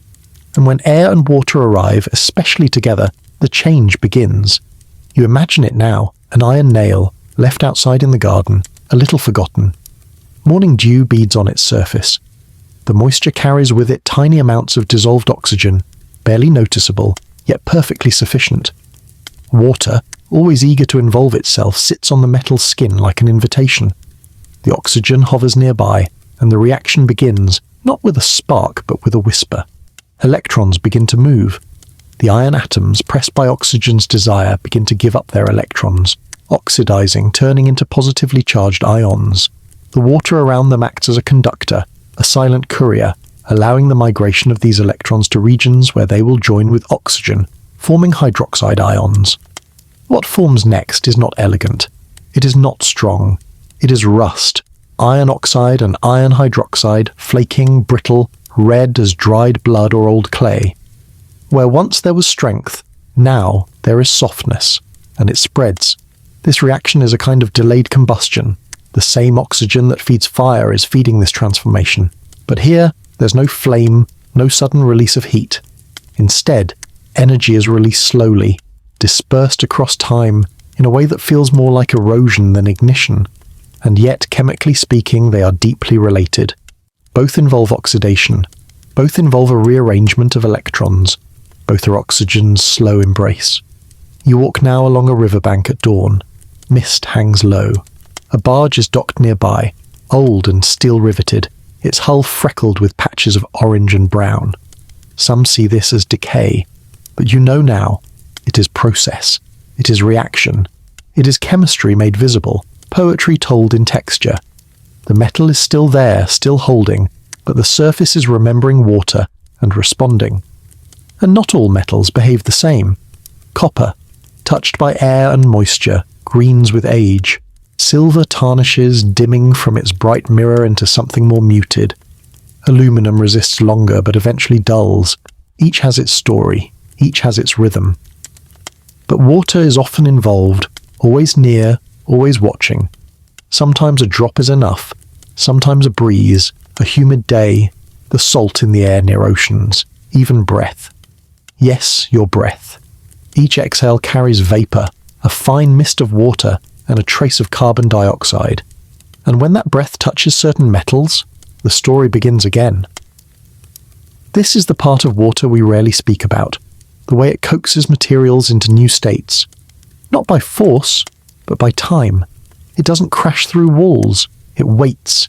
It listens for weakness, for exposure, for the tiniest imperfection in paint or seal. And once inside, it begins the dialogue. Not to destroy, but to change. To return the metal to something closer to the ore it came from. To gently undo the shaping hands of fire and forge. And in this slow undoing, there is a strange kind of tenderness. Rust isn't aggressive. It doesn't leap. It spreads in weathered lines, like wrinkles. It marks the passage of time. It reminds you that everything made by heat and hammer will one day return to the earth. Not with a crash, but with a crumble. You pass an old tractor, half hidden in tall grass. The seat is flaked with rust. The wheels are stiff. But the engine, if you open it, still has a whisper of oil, a trace of movement. The rust hasn't reached everything. Not yet. The transformation is gradual, and in that, you sense an almost meditative patience. Oxygen is not in a hurry. Water is not in a rush.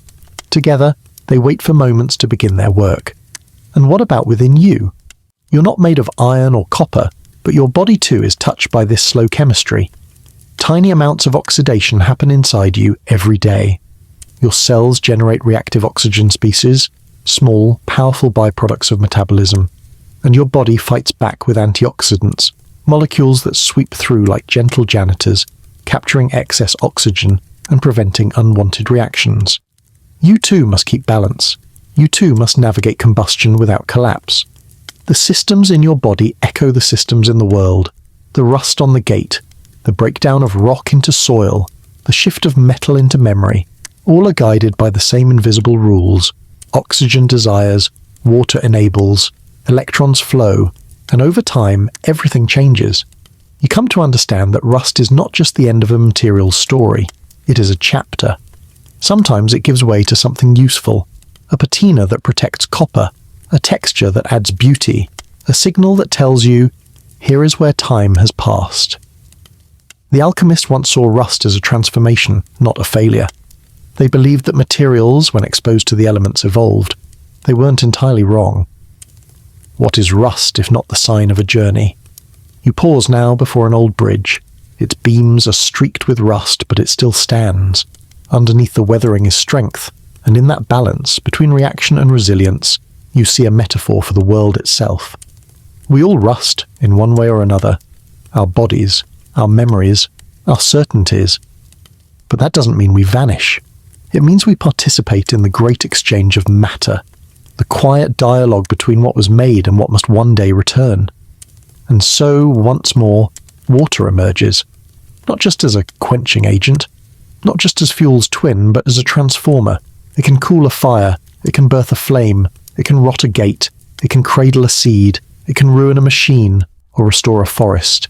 It is never just one thing, and when it touches metal it writes stories of time, chemistry, and return. But even now, as you stand amid these slow transformations, something quicker is calling, because inside your very blood, another kind of combustion is happening. Not with rust, not with fire, but with breath.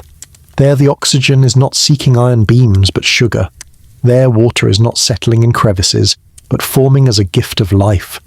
And if you follow that story inward, into the very heart of your cells, you'll find the warmest truth of all. You're always burning, gently, lovingly, purposefully. Let's go there next. The story now turns inward, not into the soil or the sea or the sky, but into the smallest, most sacred theatre you carry, your own body, more precisely, into your cells, into the warm, humming spaces where chemistry becomes life. This is not fire as you know it. There are no flames here, no crackling logs or leaping sparks, and yet the essence is the same. A quiet combustion glows beneath your skin, not to destroy, but to sustain. You are always burning, you're always alight. Take a breath, hold it for just a moment. Inside that breath is oxygen, once part of clouds, of trees, of glaciers, of exhaled words, of... That molecule, O2, slips easily from the air into your lungs, through delicate alveoli like tiny blooming flowers, and then into your blood. Red blood cells, each one shaped like a soft disc, gather the oxygen lovingly. They carry it not with chains or tubes, but with a protein called hemoglobin, an elegant folded structure that uses iron at its core like a hidden jewel.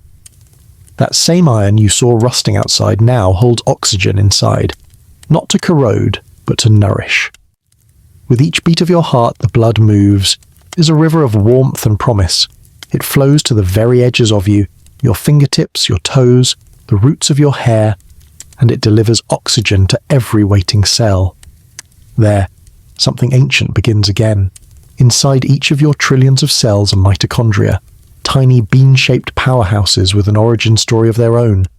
Once independent bacteria, long ago they were welcomed inside our cells in a moment of evolutionary grace, and ever since they've made energy for us, and we've given them shelter. They're not just organelles, they're partners, and what they do is alchemy. They take oxygen, they take glucose, the sugar you absorb from the foods you eat, and through a process called cellular respiration, they begin to burn, not with flames, but with a kind of quiet brilliance. Step by step, the glucose is broken down. Electrons are passed along chains like beads slipping through fingers. Hydrogen ions move, membranes shift, and the final product, miraculous and invisible, is ATP, adenosine triphosphate, the currency of cellular life. ATP is not something you feel directly. It is not a tingle or a buzz. It is potential, stored in tiny packages ready to be spent, to blink, to think, to dream, to heal. Each ATP molecule is a whisper of combustion that didn't scorch, a flare that didn't ignite into chaos. You are full of them, millions produced every second, used and replaced without your awareness. And then, like all fire, this too has its exhaust. Oxygen comes in, glucose is consumed, and carbon dioxide and water emerge. You breathe out the carbon dioxide with your exhale, and the water, some of it leaves through sweat or breath or tears, but much of it stays, becoming part of your blood, your brain, your being. Yes, the water inside you, some of it is born from fire. The hydrogen comes from glucose, the oxygen comes from breath. And when they meet in the last step of cellular respiration, they form the most gentle miracle, H2O. Water, born not in clouds or oceans, but in your very cells. So water is not just something you drink, it is something you make. And here's what's most astonishing. This process is astonishingly efficient. A candle wastes heat. A firewood blaze burns with abandon. But your mitochondria capture the energy tightly, directing it, folding it into molecules, storing it for muscle, thought, and rest. The warmth of your body, that steady soft heat beneath your skin, is a side effect of this process. You're warm because you burn, quietly, constantly, and when you sleep, the fire does not go out, it shifts, slows, breath deepens, muscles still, but the mitochondria keep moving. Neurons rest, yet still fire. Your heart keeps time, your lungs rise and fall. In dreams, the fire burns differently, more subdued perhaps, but still present. Your cells remain faithful. They keep the rhythm, even in silence. Now imagine a single mitochondrion inside one of your brain cells. It is working right now, even as you read this, even as your mind softens toward rest. That mitochondrion took in oxygen perhaps seconds ago. It is pulling apart glucose molecules taken from your dinner. It is creating ATP. And some of the water it produces will soon leave your body, perhaps in the gentle fog of your breath against a cool pillow. That drop of moisture was never in your drink. It was never in the rain. It was made of fire and food, assembled by ancient chemistry, shaped by the partnership of breath and sugar. Even your emotions, in a way, are touched by this fire. To feel anything at all, calm, sadness, joy, curiosity, requires the work of cells, of neurotransmitters, of moving ions and flashing circuits. None of this is possible without energy. None of that energy exists without combustion. You're not separate from chemistry. You're not observing fire from afar. You're the fire tamed by evolution, shaped into consciousness. And so we circle back to that idea. That water can burn. It seems impossible when you look at a lake, but the hydrogen inside it is full of energy. The oxygen around it feeds that energy. Together, under the right conditions, heat, catalyst, separation, they combust. But inside your body, something gentler occurs. You don't explode, you persist. You transform sugar into water, oxygen into thought, combustion into life. The paradox lives in you. Water is the product of burning. But also, the origin of life. Every cell balances on that truth. You're not just a body, but a slow, luminous equation. And this equation continues not just in you, but in every living thing. From the hummingbird flickering over flowers to the great blue whale gliding through dark seas, all living beings burn quietly. All must take in energy and release it. All must balance oxygen and carbon, sugar and flame. Even plants, those quiet green alchemists, reverse the process. They take in sunlight and carbon dioxide, release oxygen. They create sugars that fuel your fire. You breathe what they give. They breathe what you give. There is no you without them, no flame without leaf, no breath without root. And all of this happens because of the beautiful partnership of hydrogen and oxygen.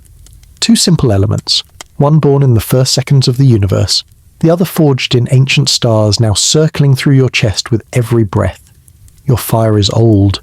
Your warmth is ancient. Your stillness tonight is lit by the softest chemistry in the cosmos. And yet, there's more. Because if fire can be tamed inside you, if combustion can be folded into life, then can we also unfold it again? What happens when we return water to flame? Not in cells, not in rust, but in great engines and vessels and rockets. That journey begins now. You carry the quiet fire within you, always burning, always sustaining. But outside your body, humans have learned to awaken a different kind of fire from the same elements. The journey from breath to blaze is one of curiosity and courage, of experiments and discoveries, of seeking not just to understand nature, but to partner with it. This is the story of how water's hidden flame was harnessed again, not in the mitochondria of a cell, but in engines and machines that transform the world. It begins with a question whispered across centuries. If water is made of fire, can we coax that fire to return? Early scientists could not see the molecules. They could not split water apart or see hydrogen or oxygen alone. But they saw the effects. They saw steam lifting pistons and pushing wheels. They watched flames dance on gas and oil. They measured heat, light, and energy, sensing a deeper order beneath the surface of things. The first breakthrough came with electricity, the invisible force that could move electrons without heat or fire itself. In the early 19th century, scientists like William Nicholson and Anthony Carlisle discovered that by running an electric current through water, they could split it into hydrogen and oxygen. Electrolysis was born, the delicate art of unraveling water's bond, returning its parts to freedom. Suddenly, water was no longer just a product of flame. It was fuel, potential, promise. Imagine this process as a quiet magic. You take a glass of pure water, place 2 metal rods into it, and connect them to a battery. Slowly, bubbles begin to form. Hydrogen at the negative electrode, oxygen at the positive. The molecules separate, reawakening the fire within. You have taken the calm, the stillness of water, and stirred it into possibility. But the real leap came when humans realized that these freed gases, hydrogen and oxygen, could be reunited, not gently in cells, but explosively, powerfully. When combined in a controlled way, hydrogen burns with a flame almost invisible to the naked eye, producing water again and releasing tremendous energy. This flame is not like a campfire or a candle. It is blue, hot, clean, a fire that leaves no smoke, no ash, only vapor. You can almost feel the contrast between the gentle breathing of your mitochondria and the roar of a hydrogen flame in a rocket engine. Both are combustion, both are fire. But one is slow, nurturing, internal. The other is fierce, expansive, external. Both depend on the same elements. Both speak the language of electrons and bonds. And so, in the late 19th and early 20th centuries, the age of hydrogen fuel dawned. Engineers saw its potential, not just as a curiosity, but as a clean fuel that could power engines without pollution. Cars, ships, airplanes began to be imagined running on this new flame, powered by water's memory and electricity's will. Yet challenges remained. Hydrogen is elusive, light, volatile, and hard to store. Oxygen must be handled with care. The technology to split water efficiently and recombine it safely took decades to mature. But the flame persisted, glowing softly in labs, whispered about in patents and prototypes.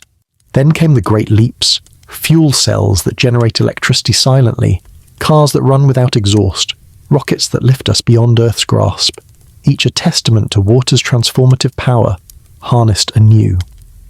You picture the launch pad again. Giant tanks, frost creeping over pipes, engines ready to ignite the blue ghost flame. The rocket burns hydrogen and oxygen, producing thrust and water vapor, shooting upward into the sky with a power born of ancient chemistry. Here, the fire within water is unleashed fully, not contained in cells, but freed to move worlds.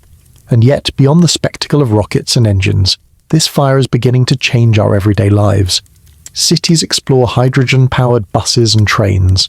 Homes test fuel cells for clean energy. Laboratories refine ways to capture the sun's power, use it to split water, and store the energy in hydrogen, fueling a future less dependent on coal, oil, or gas. You understand now that the story is not only of science, but of responsibility. Fire can give or take. It can destroy or sustain. It depends on how we wield it. The flame inside water is ancient and powerful. It waits to be treated with respect, to be used wisely. And so you breathe deeply, sensing the connection. The flame in your cells, the flame in a rocket, the flame in a quiet fuel cell humming in a distant city. All part of a vast web, an elemental cycle that ties stars, oceans, machines, and life together.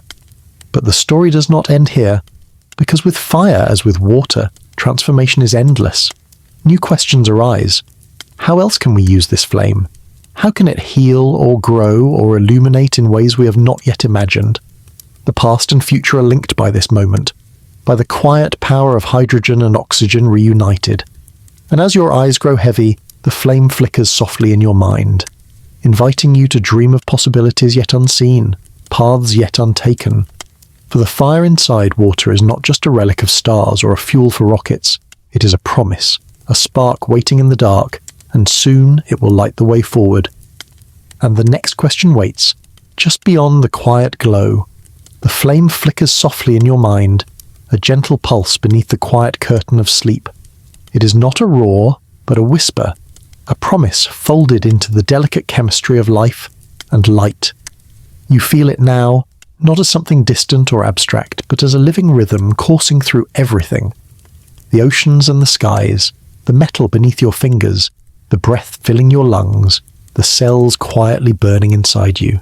This is the eternal dance of fire and water, of hydrogen and oxygen, a cosmic duet that began billions of years ago and continues in every moment you live.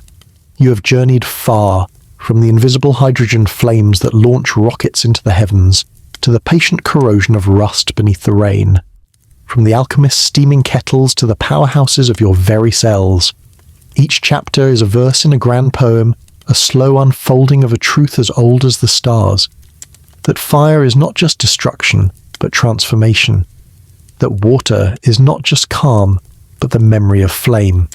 They are not opposites, but partners, entwined in a dance as delicate as breath, as fierce as a supernova.